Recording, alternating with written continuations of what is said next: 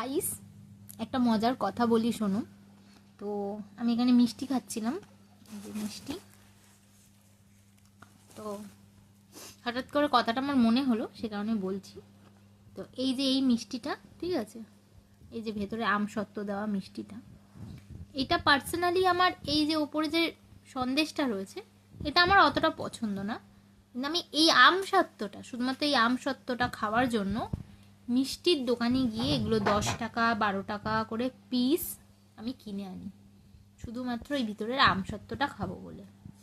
অথচ ফলের দোকানে এগুলো বড় বড় পিস, মানে এত বড় এরকম মোটা একটা পিস আর কি, 30 টাকা 35 টাকায় বিক্রি হয়।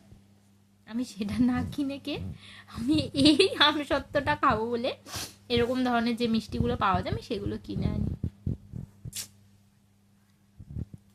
Women.